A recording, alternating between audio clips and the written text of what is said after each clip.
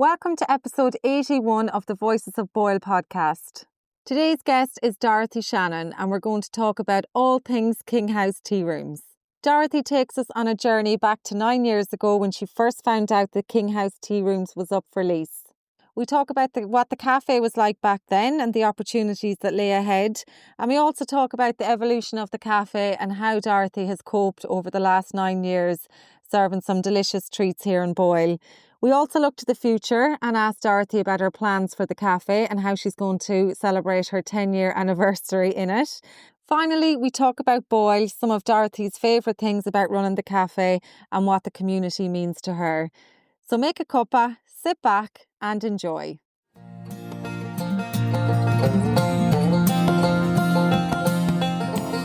Welcome to the Voice of Boyle, Dorothy. It's great to have you on. Thank you very much. Great to be here.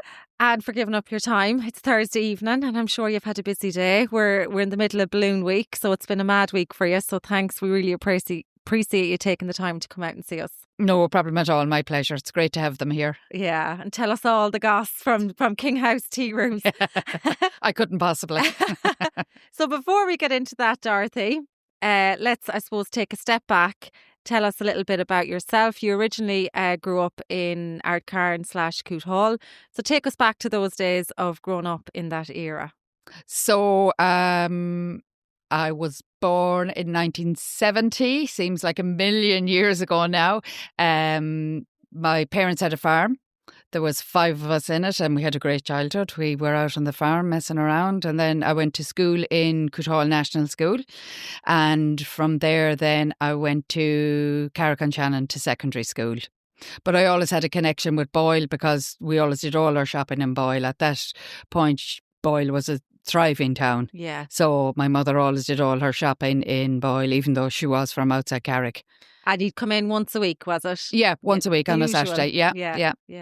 And back then, do you have any standout memories of Boyle? Say, for example, a lot of people did come in and they'd remember going into the hotel to get a cup of tea, or they might remember a specific shop. Does anything stand out for you? Yeah, I remember Dorothy's Bakery there at the bridge. I remember going for coffee in the Royal. I remember the turkey markets at Christmas around by King House. Never did I think I'd be in the tea rooms there. Imagine. Yeah. So when you say the turkey market now, what was that? Because So I never heard that before. There was a turkey market every December. I think it went on for 2 Saturdays, but it was on very early in the morning. I think it was on around 7 o'clock. So everybody my mother reared turkeys and she'd sell them. So my father would bring them in and he'd sell them to people who come to buy them. They were fresh turkeys, so. Oh, okay. And was that in the grounds of King House? No, just on the side of the road as you go around by Bank of Ireland. Wow, up there. Yeah. Never heard that before. Yeah, that went on for years. Yeah. And I suppose there was great excitement back then coming into Boyle to do the shopping and having the cup of tea and things like that. Boyle, as you said, back then was a thriving town. Yeah. Yeah, people came from all over. Absolutely. But in fairness, they still do. They for still do. McGee's, Marion's, Bowles. Like, so many people come to town to do their Mother of the Bride. So it's great to have those businesses. Yeah. So you went to school in Carrick-on-Shannon then? Yes, indeed. And was that primary school or secondary school? Secondary. Secondary school. Yeah. And just because the bus passed the house? That was it. Yeah. No excuse. And then when I left secondary school, I did a commercial course here in Boyle in, I think it's called the Tech, was it? Tech, yeah. Yeah. And what was that in, Dorothy? That was just a commercial course in shorthand and typewriting. Imagine. We've come a long way since then. Absolutely. And then after that, where did you go? Were you always local or did you go further afield? No, I moved to London. No, to Reading. I had a sister living in Reading and I had a sister living in London. And this is the 80s, of course, so everybody was going to England. So I went to Reading and then I came back to Ireland and then I did a catering course up in Killybegs. Okay. And then from there I was working in hotels and restaurants and that. All around Ireland? Yeah. So when did you come back to the Boyle area? So after that then I went travelling for years and then I came back in the 90s, the late 90s. And I got a job in Dublin. I worked in Dublin for a few years, and then I got a job in MB&A in Carrick-on-Shannon. Oh, wow. So that brought you back. Yeah. And I was there for 11 years. I was made redundant. Then got a job in the Landmark Hotel.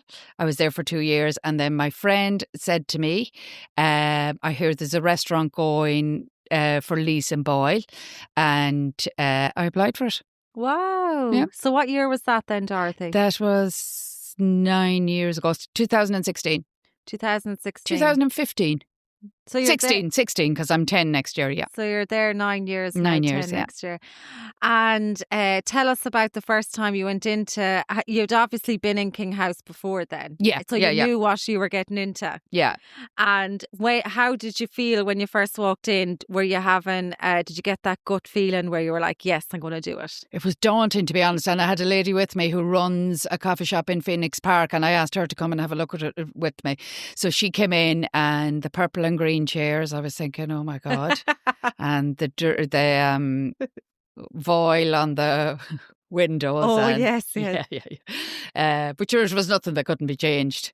Yeah. And there was a great amount of seating in it. So I thought, oh, sure, why not? Yeah. So I put my application together, put my mood board together, and then I had my interview. Great stuff. Yeah. And what were the early days like? Any big challenges that you were faced with? I remember thinking the first day I finished, I have to do this every day. There was it was like, holy moly, this is it now. I can't sort of say, right, I don't want to do this anymore. You know, it was my income now. So. Because this was obviously your first time being in charge, taking over a business. Prior to that, you were kind of working for other people. Exactly. This time I was self-employed, yeah. So that had to be daunting then, because as you said, you put in, you get out what you put in. Yeah, 100%. So you were in charge of that then for yourself. Yeah, and there's nobody else to say what'll I do. Yeah, well, no one, and ultimately no one to blame. Yeah, well, that's exactly it. Yeah. The ball is in your court. That's it. It's a big responsibility. Yeah, it is. So you always then had a background in catering. Yeah. You had done the course obviously up in Killybegs. So has food always been a passion of yours? Oh, and, God, and yeah. hospitality, obviously. Yeah. I remember living in London, and we used to go to these restaurants and shoot food that you'd never get in Ireland in those days. Like, it was just amazing, just tasting all these different foods. So what kind of foods then? Like curries, lasagnas, or what would you be talking curries, about? Indians, Chinese that you wouldn't have got here then. Even now, I didn't have a pizza until I was 19. Really? Yeah, because there was none around here. Yeah. Yeah. And my mother certainly wouldn't spend money on stuff like that. With 5 kids, there's no way. Yeah. Yeah, just, and it just gets your taste buds going, and you think, geez, this is wonderful. Yeah. Yeah. And the variety. Yeah, that's it. Yeah. So you talked there, you mentioned about the mood board. Can you remember what were any standout points from that? Like, what did you want to do with the cafe? Well, I suppose I always wanted fresh, baked, homemade food. I didn't want to be buying in everything, because what's the point? You can get that anywhere. And I just thought, if we can, we'll make everything as much as we can ourselves. And you still do that today, obviously. Oh, 100%, yeah. And obviously then you began to settle in, Dorothy. So how long would you say it took to kind of find your groove? I'd say probably, well, I was there a year, and I decided in my infinite wisdom, I decided I better do a degree in Athlone in environmental science. And As you do. And then just in case things didn't work out, I was thinking, what did I do that for? So I'd say 3 or 4 years. Wow. So you started the degree. Yeah, finished the degree. Finished the degree, and then you found your groove in the cafe. Yeah, and then I thought, relax. Fair play to you. Yeah. And then the business, like, it takes a long time to grow, just a solid business, and like catering, obviously coffee shops, there's nothing solid about them for the most part. But like, I have great regular customers, and I get great support from the community, which is brilliant. I was just going to ask you, the welcome of the community, how did you find that settling in? Second to none. Yeah. They're brilliant. Yeah. They're so nice. And the amount of people who call in and say, oh, best of luck. Yeah. They're great. And the setting then, Dorothy, you couldn't ask for a nicer setting where you are. Oh, it's just brilliant, because You have all the outdoor space. Mm. And it's just cocooned away. And even the entrances, the beautiful gates and the wall around it. I'm very lucky, yeah. Yeah. Because outdoor space is a premium these days. Yeah, and it's funny, I hadn't made use of it until COVID. Really? Yeah, I had 4 or 6 tables outside, and then COVID came and you couldn't have people inside, so I got more. And they've stayed. So I have more outside than I have inside. That's gas. Yeah, isn't it? Yeah, the way it happened. But it would never have registered with me to get more tables outside. Yeah.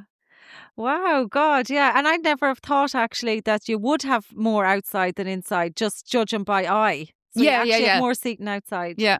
And then I obviously you have the house itself, people coming and going all of the time. Yeah. And so many activities, from the Christmas markets to the weekly market to stuff at Halloween to the arts festival. You must just like pinch yourself sometimes just thinking all of the events that are going on literally on your doorstep. Oh, like the amount brilliant. of people you get to meet. Oh, 100%. And even the piano lessons and the piano exams and people coming in from that. Like, it's amazing where you get business from King House, like workshops, meetings, you name it. It's brilliant to have it there. And there's so much going on there now. Mm. And Dorothy, talk to us a little bit about the actual running of the cafe in terms of the importance of a cafe like King House Tea Rooms in Boyle. Obviously, you mentioned COVID there and the pubs closed down during COVID. I think a lot of people switched then their social situation, their social club became going for coffee, meeting for food. You know, so a cafe like King House Tea Rooms is super important to a town like Boyle. How do you find your role in that in terms of facilitating that little community spirit? Oh, I love the fact that I can help people. Like, I have people coming into, I've done funerals, I've done book launches, you know, people just coming in for small meetings. I've opened on Sundays for people to have celebrations. I think it's very important to be open. Yeah. Because I depend on the community as much as they depend on me. So there's no point in me saying, no, I'm not doing that. No, sorry. You have to be open-minded and you have to say yes to a lot of things that probably don't make financial sense, but in the long run they do.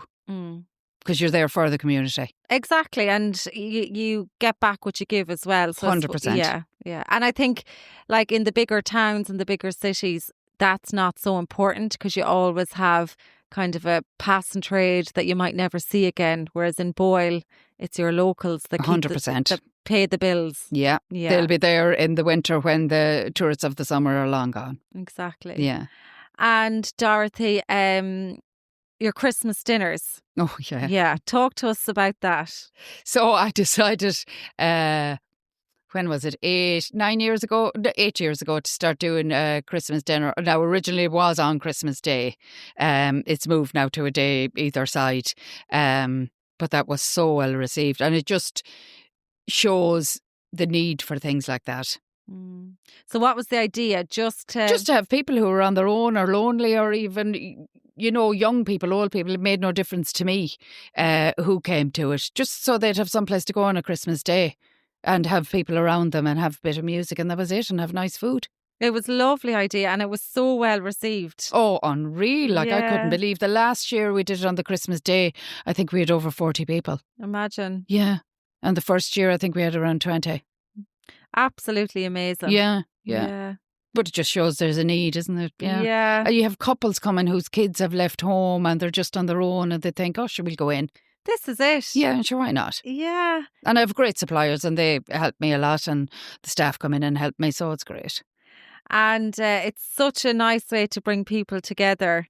And I think years ago people would have been like, oh, like close-minded in many ways. It's like, oh, sure, I wouldn't go to that, or, you know, I can't be going to that. Whereas now people are more open to just going in and chatting to people. Yeah, they just sit down and relax. Important. Yeah. And if someone else is doing it that they know, they'll come in. Yeah. You know, yeah. And will you do it this year, or have you any plans yet? Yeah, oh, definitely. I'll do it one day either side of Christmas. I don't even know what day Christmas Day is on. Yeah.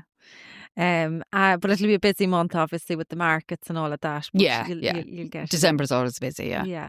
And talk to us then, Dorothy, about the importance of finding good staff and how that makes a difference in the cafe. Oh, and I have to say, I've always been blessed with great people. For the most part, the young girls that come in, they're great girls. Most of them are in college, so they never miss a day. They're never sick because they want their money to go out and enjoy their college life, which is brilliant. Beth messaged to me, I think it was in or around COVID, looking for a job, and she's been with me for the last 4 years. She's invaluable. She does all our baking.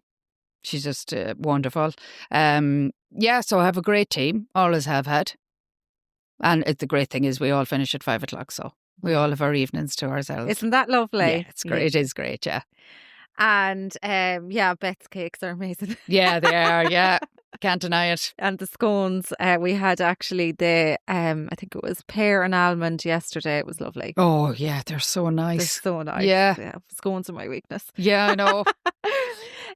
So that's the importance of good staff, and really they are the backbone of any business, 100%, but especially in hospitality, where, people just want to see a friendly face and just say good morning. Yeah, that's a rarity. What I say to the girls in the start, just be friendly. Everything else, I don't mind, but just be friendly. Yeah, because it makes such a difference to somebody's day who they might need it, and 100%, you don't know till they're gone. Yeah. That kind of way. So we're blessed to have the smiley faces. And then, Dorothy, you mentioned the local ingredients, the use of local ingredients and suppliers. I suppose you are, again, in addition to the staff, it's the local suppliers that really make the business. Yeah, I mean, we use Porrick McGrath. Great. He's a great supplier.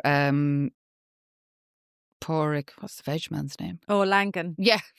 Langan's, Super Value. Wherever we can, we'll use them as local as possible. Gannon's eggs, just outside Carrick, yeah. Great. And how do you come up with the dishes?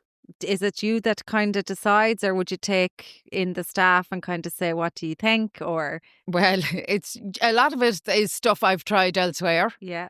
Or stuff I like. Yeah. Or recipes I've tried at home and I think, oh, that's nice. Yeah, I like that. And are you the type then that, because I know I am, I cook what I like. 100%. If I like garlic, there's a lot of garlic. Yeah, 100%. Yeah. And is there any favourite dish of yours that's on the menu currently? We've started doing fish and chips, and we batter our own fish. Lovely. And that's lovely. Cod? Yeah. No, it's a fish called bassa. Okay. It's from the catfish family. Right. Yeah. Never even heard of it. No. There you go. Well, it's there's no bones in it. There's no skin on it. Which is always good. Yeah, Health and safety. Yeah.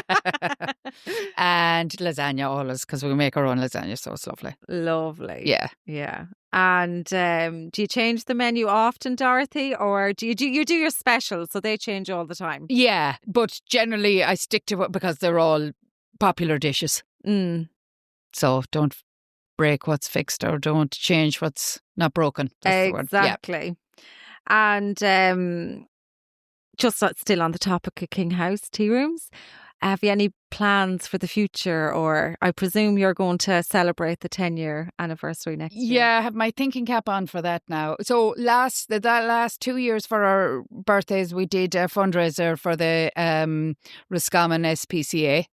So we'll probably do that again next year, but probably bigger and better. And we'll do, I'll see what I can come up with.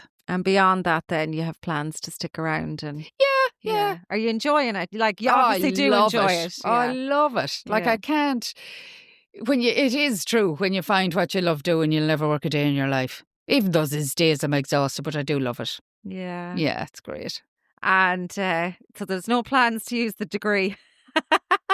Not a bit of waste. No, it wasn't a waste because I learned loads, but no, probably not. Good stuff. And you mentioned there, Dorothy, COVID. So we'll just kind of, I suppose, touch on that, because it was such a hard time for everybody, but especially those in the hospitality. Yeah, but we were in the same boat as everybody else, so I suppose you just got through it. I mean, yeah, what do you do? Yeah. But you had the outdoor seating, which you were blessed with. Yeah. Yeah. And I'd say that first time you got to open the doors again and let Oh, it was people brilliant. in. Yeah.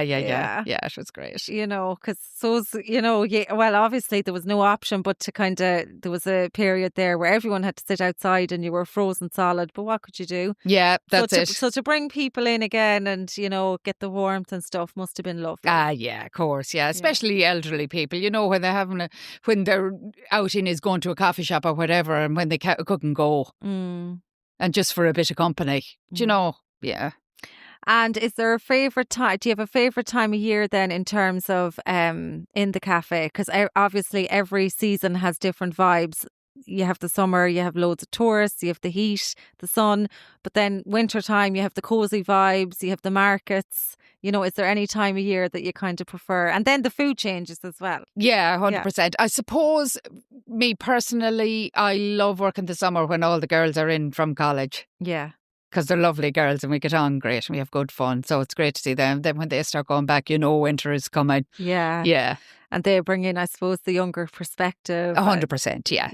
Yeah. And it's nice to be able to provide employment for the young girls because, it's hard to find casual work these days. So 100%, they're delighted to get the few pounds and spend it then on whatever they want. Yeah, exactly. Yeah. Like us all. Yeah. Yeah. So that's great, Dorothy. You mentioned travelling there and you have done a fair bit of travelling and you still do a fair bit of travelling. I suppose that's the beauty of the business and being your own boss is you can be a bit more flexible. So I'd like to ask a little bit about the travel and where have you been and what you enjoy? Oh, God, if you said to me now to go to Knock Airport and go, I'd be gone. You love the sun. No, I don't mind sun or rain. It doesn't bother. I just like being in different places with different food and different cultures and just learning about how different people live. Because it is amazing. Like we really all have the same aims in life and want to live a happy, just a nice, quiet life. And everybody wants that. Yeah. But we all do it in such different ways. Yeah. It's just amazing. Yeah. And is there a place that stands out? So I was in Malaysia years ago and I loved it. Really? Yeah, I loved Malaysia. There were such nice people. Really? Just lovely, lovely people and great sense of humour. And what part of Malaysia were you in? I was in Kuala Lumpur and then we travelled up through the middle and we went up to the top. Karang, I think it was name. Yeah. And it's funny, I met 6 girls. We were all travelling individually in a hostel. And we all went out together. It was such a good night. Things like that, just... Yeah. Everyone, I suppose, when they're, especially in Asia anyway, they're away, everyone's on the same page in terms of they're free and they're kind of looking for a good time and they're interested, especially in those countries, the culture's different. So 100%, it just brings a whole new perspective. Yeah. And did you like the food? Loved it. Yeah. Oh, the night markets there, just unreal. Just unreal. Yeah, the flavours. I've never tasted satay like I did in Malaysia. Unbelievable. Yeah, just... And they're actually really good at Indian food. Yeah. The best Indian food I had was in Malaysia. Yeah, well, what is it? Chinese, Malays and Asian. That makes up the population, yeah. Oh, it was gorgeous. And we've been to India and the food was totally different. Yeah, it's mad, isn't it? Yeah. It was lovely. Yeah. And your community involvement then, Dorothy, you've been involved in a lot of the St. Patrick's Day Parade Committee and you've done a lot for the community in terms of different organisations and clubs. Talk to us a little bit about the importance of that for you and the involvement. Well, I suppose like any business, it's good to get involved in whatever is going on in the community. So I suppose now I'm not really, I don't go out with the tidy towns, but I collect the cans and that so they can get the money from that. I think they've got around €500 at the moment. Great. Yeah. So it's great. Stuff like that helps the individual. The St. Patrick's Day, I didn't go in last year. I'll probably put a float in this year just for a bit of fun. Yeah, they're great. It's great crack. Yeah, it is. Boyle is always brilliant. Yeah. And you were involved in the committee as well. I remember the year you were involved, actually. You had St. Patrick in town, I think. Oh, my friend, yeah, St. Patrick. That was during COVID, yeah. Yeah, and you were sitting down at the bench down at the GA pitch. Oh, that's right, yeah. Well, if you didn't cause car accidents. I remember them coming in at the intersection, but that was brilliant. Yeah. There was a friend of mine, yeah. It was great fun, yeah. You're very good at coming up with ideas, I'd say. You have a creative streak in you, have you? I can think of things, can't put them together very well, but I can think of loads of stuff. Everyone has their strength. Yeah, though. exactly. Yeah. And I suppose then, Dorothy, Boyle itself has obviously played a huge part in your life to date and will continue to do so. Absolutely. From your youth coming into the turkey market with your mum and dad. Yep. And coming in for the weekly shops up to today. Parents are bringing their kids, I'm sure, into King House tea rooms to have their pancakes or whatever.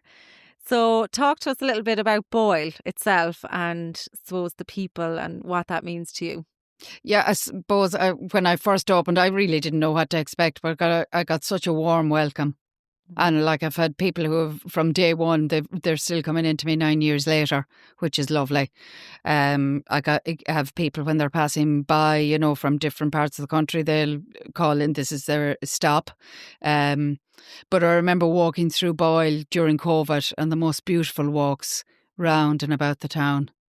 You know, and you wouldn't really get time to do it, but during COVID we all had loads of time. So that really opened my eyes. So now I direct tourists when they come in to where to go and what to do and where to see, and it's great. Yeah. Love it.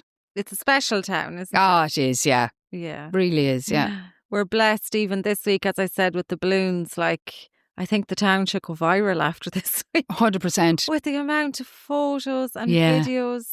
Like, absolutely gorgeous. Yeah, and hopefully we'll get even bigger crowds next year. Yeah. Yeah, and great. you had the gang in, I'm sure, during the week. I'd say that just gave a great lift as well. Oh, like, yeah. Yeah, and the lovely, lovely people. Yeah.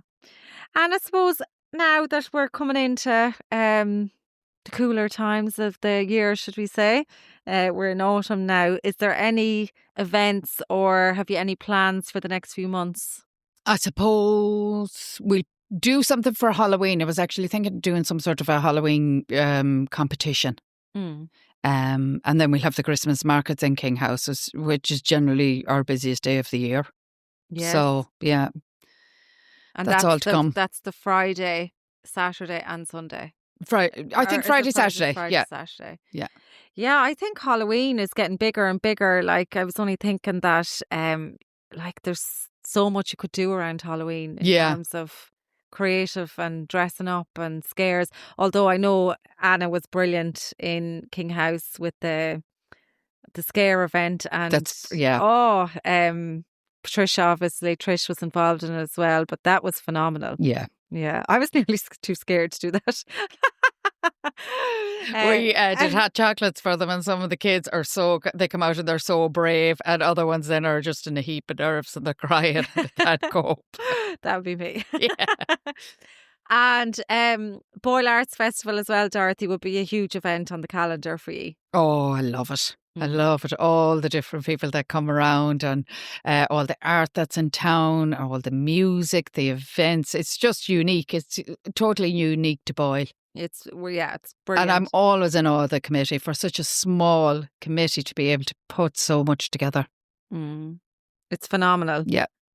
And this year, was there any standout stories or anything like that I suppose in the cafe, you know, without mentioning names, but anything like heartwarming stories or anyone that was like just stood out or anything during that time? Well, we had a woman in a few weeks ago with a guinea pig. Stop. And she had the guinea pig. She was feeding the guinea pig with her syringe. In the cafe? In the cafe. Wow. I heard a dog-friendly cafe. Yeah, no, we're guinea pig friendly as well, apparently. So what was the story behind that? Oh, I don't know. She just took it out of its cage and started to feed it. Oh my goodness. So I had to politely ask her to put it back in the cage. A guinea pig. A guinea pig. And they move fast. That's what I was afraid of. Yeah. Imagine if the health inspector walked in and saw it. Yeah. Running around. I'll have a fry, and could you please put the guinea pig away? Yeah. So I suppose that's kind of it, Dorothy. We talked there about the old days, and setting up King House and your story till then, and then the importance of King House in the community, and plans for the future. You're there to stay. Yeah, no plans to leave anyway. Yeah. Any new ideas or events that you'd like to try in the cafe, or anything that you have in mind? Not at the moment. I tried the jazz on Sundays, and it was okay. It was 1 week on, sort of. It was busy 1 week, not so much the next. So, and it was Sunday. So, I'll come up with something, I'm sure. Yeah. And what's the most rewarding part of running King House Tea Rooms? Oh, I think meeting all the customers, without a doubt. Yeah. Yeah. Some lovely, lovely people. Yeah. And you hear all sorts, I'm sure. Yeah. Yeah. And people coming in. It was funny. There was a man coming in the other day, and he was asking me about another man that lived in Boyle. And I said, I'm so sorry, I'm not from here. I'm from a few miles out the road. And I said to him, but there's 3 ladies down there that'll know. Yeah. And so I brought him down to him. Of course, they knew exactly who he was talking to because they're locals. Isn't that magic? Yeah. And he was delighted because he was going to call up to the man he knew 40 years ago. That's gas. Yeah, brilliant, yeah. And are there any stories over the last 9 years that stand out, or, any particular customers, without mentioning names? Obviously, people come and go. And yeah. Well, Mary Ryan, who lived across the road from me, the first day I ever met her, she came over with a saucepan and she said to me, would you have any soup? She did not. I was thinking, oh, bless her. Who is this woman? And she said to me, my son's calling down. I wasn't expecting him and I don't cook. So she said, could you give me some soup? Oh, bless her. And I loved Mary. Oh, so she came in with the saucepan, and she left with the saucepan full of soup. Oh, it was the funniest thing. I was just thinking, where is she off to? Not realising, of course, that she was only across the road. Where is she off to with the soup? And just had to have something for the son. Oh, of course, yeah. Oh, bless. Oh, she was a lady. Aren't there stories like that just make it, though? Yeah. And that you could help, and that you could, that she thought, oh, I'll go over and ask Dorothy, sure, it's no big deal. Yeah. I think the importance of somewhere like King House Tea Rooms, it's so important in a town like Boyle. You'll have people on their own. They don't want to, it doesn't make sense financially to cook a dinner. But apart from that, they just the company. Yeah, that's exactly it. Rather than sitting at home, they'll go down, pay whatever it is, 10, 11, 12 euro for their breakfast, and they'll have the chat with it, and that's what makes it. Yeah. Mary used to come in for lunch. She'd come in around 12 o'clock. She'd leave around 2:30 because she'd have to chat to everybody at the table. But what of it? It's what keeps people going. 100%. Yeah, and it's lovely to see that people just chatting to each other, and they might have just met 10 minutes earlier. Yeah. And they just find something in common, or I'll say something and then we'll all start talking about it, and then, it's just nice. And an example of that yesterday, just to tell you, was we were in there having the scone and Carlo met a lady that used to mind him when he was 3 and 4. Go away. But she lives in England, and she was just home visiting the family, and he hadn't seen her in 20 years. And she was down the back with her gang and was on the way out and spotted him. And they hadn't seen each other. So there you go. Isn't that unreal? Reunited after 20 years. Yeah. Yeah. Oh, that's lovely. So the importance of a place like that is just so important. It's so much more than the food. 100%, yeah, I totally agree. And that's what I always wanted if I ever opened someplace up. I just wanted it to be, more community-based. It's not about, obviously I have to make a living out of, I have bills to pay, but it's not about that. It's about being part of the fabric of the community. Yeah, that's what it's all about. Yeah, 100%. Yeah. So that's, I suppose that's it, Dorothy. Is there anything that you'd like to talk about or say that we haven't touched on? No, I think we're well covered there. Yeah. Well, thanks so much for your time, and thanks for coming to Boyle and making the decision to open the cafe. As I said, my pleasure. Yeah, it makes a huge difference, and we all look forward to many more days of King House and potential events and parties. And actually, just before we do go, tell whoever's listening the opening hours, and if you do catering for events and things like that, or what people can get. Okay, so we're open 6 days a week. We're open 9 to 4 on a Monday, and the other 5 days, Tuesday through to Saturday, we're open 9 to 5. We have a full menu: breakfast, lunch, pancakes, takeaway, teas, coffees, whatever you want. And we also do catering if you have any party or anything coming up. Brilliant. And we'll put the links to the Facebook page and that in the description, as they say. Perfect. Thank you. Thanks for your time, Dorothy. Thanks a million. Thank you.